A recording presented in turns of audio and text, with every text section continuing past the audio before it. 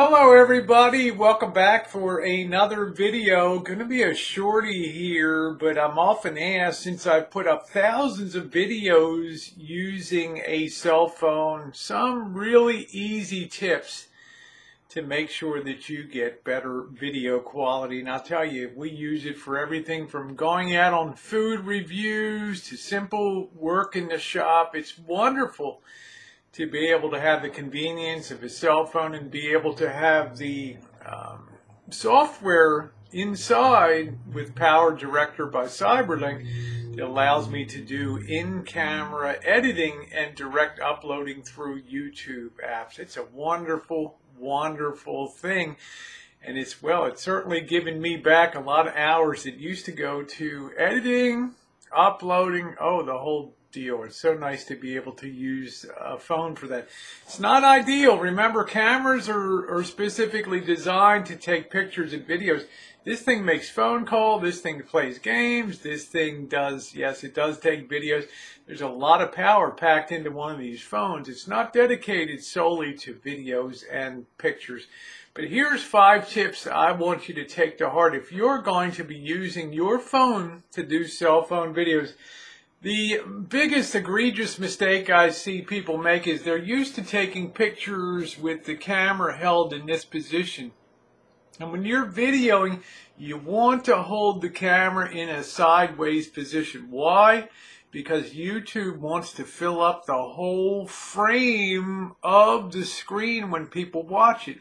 If you shoot this way, you have what's called letterboxing on the side. You'll have big black bars, and it's not a very attractive look. And it's something, unless it's something extraordinary that you've captured on film, something really out of the ordinary, YouTube is going to relegate those type of videos with the up and down and the letterboxing for a lower ranking on YouTube. You don't want your videos to be held back because they're not shot in full screen.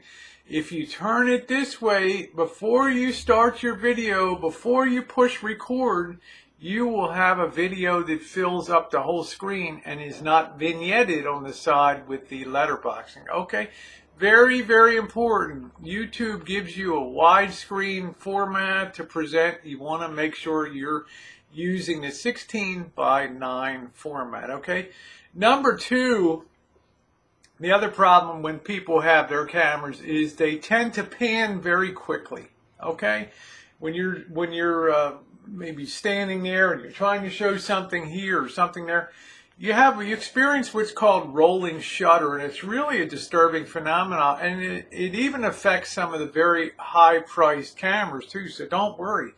It's just the nature of camera lenses and processors. When you turn the camera and pan side by side, or up and down's okay, but side by side, it has a tendency to want to smear because the processor is not fast enough to render that in fully developed video mode. So what you tend to see is smearing across the screen. That's called a rolling shutter problem. Remember, this is a cell phone that has a camera, not a dedicated camera, okay?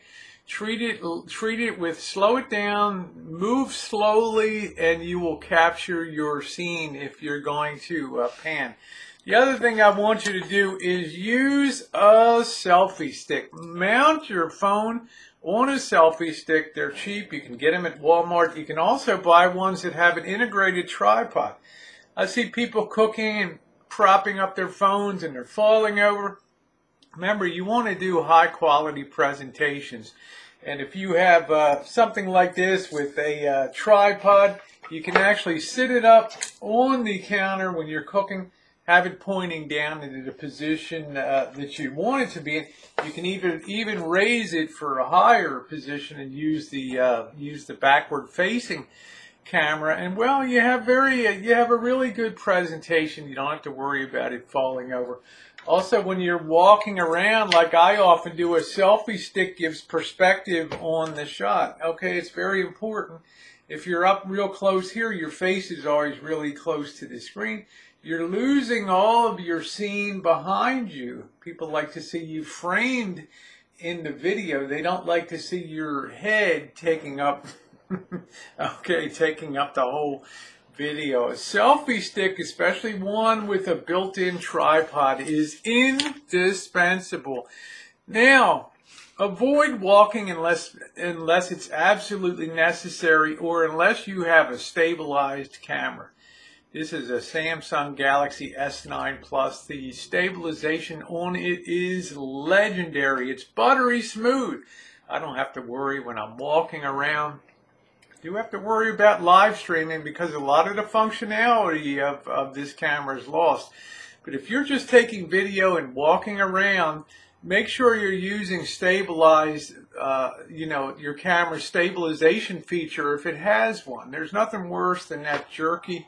Unless you're a live streamer out there doing live in real life events, you have no excuse not to have smooth video because you have a chance to shoot it properly and upload it and have it edited and nicely done.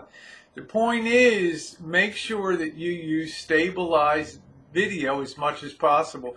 And if you can't stabilize your video or you got an older camera, then don't walk with it. If you're going to do a restaurant review, you don't necessarily have to walk in the door. You do an establishing shot on the outside, the name of the restaurant. Then you go inside, you get to your seat, then you restart your camera, okay? And, you miss all that herky-jerky of the camera going out. So what I'm saying is to set your scenes up. Use a little time to think about how you want to video it, and you don't have to always do one continuous flow of one what they call a oneer, a very long video. Break it up into parts and avoid the walking. Just think to yourself, well, if it's time to walk now and go to my seat, I'm going to cut off the video. I'll pick it up again when we get to our seat. Nobody's going to mind. They're going to be very happy that you have nice stabilized, nice calm video to watch instead of all the herky-jerky of moving around. Very, very important. The last feature that you can consider is having a stabilizer, okay? And this is the DJI Osmo, and I've had it for, I want to say 8 or 9 months now. And what you can do is just mount the camera right into it, and shows you how to balance it and things. It gives you, you just move these things, and then what you do, you adjust these counterweights and things, and when you get it into the proper position, you can turn it on, okay, and it'll come to life. Now look what happens when you shoot. It keeps things in a very stable position. So if you're walking around, and it's going to slowly move. It's going to take all of the wobble and all of the shake out of your camera and keep things in the same relative position. It really is a wonderful, wonderful device. And they're around $100 now. So there's really, it's a really good investment to make, especially if you're going to do walking videos, because this will certainly make them a lot smoother. And, well, the viewers certainly appreciate that. Anyway, that's going to be a wrap in under 10 minutes here. We've got some very good hacks for you to use in using your cell phone to take better YouTube videos. Okay, thanks so much for watching. Your thumbs up are appreciated. If you have any questions or comments, put them down in the box below. And as usual, I love having you along, and I appreciate you watching. Thanks, everybody.